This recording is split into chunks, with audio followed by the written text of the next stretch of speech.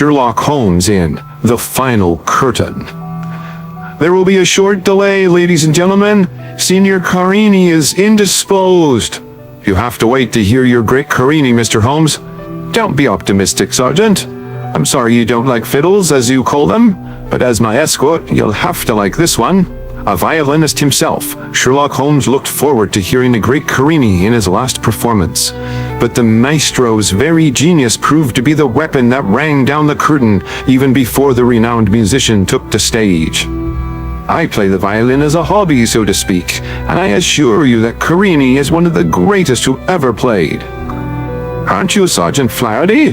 Come backstage, please. There's something wrong with Signor Carini. No fiddles after all. Come on, Mr. Holmes. I'm supposed to stay with you, the lieutenant said. A doctor and ambulance are on the way, Sergeant. Is the gentleman with you in the police department? I wish he was. This is Sherlock Holmes, the great English detective.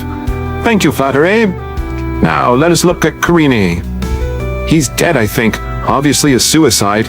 Seemed to have used gas. Curious. It smells familiar. Whatever he used, it smells bad. This seems to have contained the substance that caused Carini's death. A very thin glass vial. Seems to be some form of cyanide gas. It's well dissipated since the room has been opened. Dissipated or not, get your nose away from that. I'd be pounding a beat if anything happened to you. Don't play detective on this case. Carini took his own life, Holmes. Why are you so certain?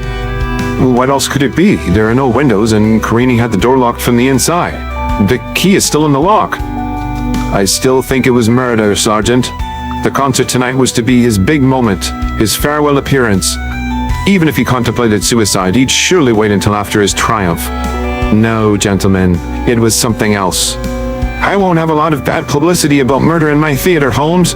Keep your nose out of it. Let the police handle it. I'm beginning to dislike you, Small. And it will make things easier in the end for me. Sergeant Flaherty was puzzled, but his respect for Sherlock Holmes caused him to humor the famous detective. What's next, sir? Let's see. First we'll go to my hotel and get my fiddle, as you call it. Then take me to the finest glassblower in the city. Later. You must know what you're doing, sir, but I don't. Hardly to be expected, Sergeant. I'm groping a little myself. Very thin glass. You say you want a small vial that you can seal of the same thickness. Precisely. We'll wait. Take your time on this job. 3 long hours later. Don't be impatient, Sergeant. The action is about to begin.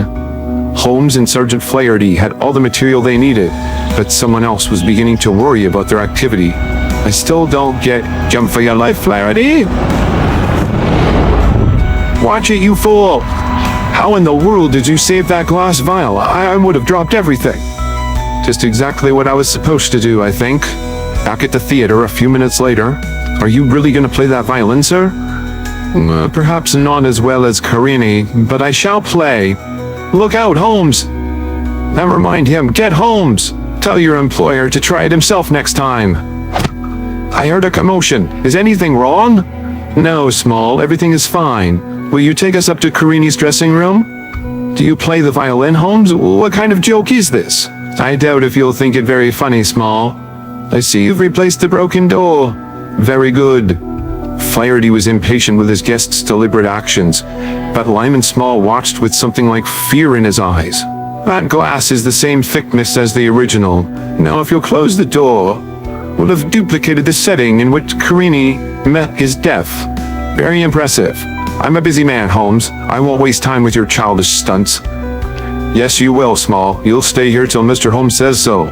I shall play the selection poor Carini was rehearsing when he died, with possibly the same results. This is insane. Stop it. What will it prove? That the vial of cyanide gas shattered when Carini hit the note that perfectly matched the harmonics of that vial. This vial is identical, as is the cyanide inside it. It's the cyanide in that vial. Holmes, you're crazy. The fear was building in Lyman Small until he couldn't stand it. Panic overcame reason. It's vibrating. Soon it will shatter. Stop it! Stop it, please! See, Small? My experiment worked. We'll all die like rats. Let me out! You did it, didn't you? You put the vial in this room. Yes, I did it, I'll confess. I can smell the cyanide. That's not cyanide you smell. It's almond oil. Smells exactly like it. I owe you an apology, sir. I thought you were off your trolley myself for a while. It just goes to show you, Flaherty. Sometimes it pays to listen to a fiddle once in a while.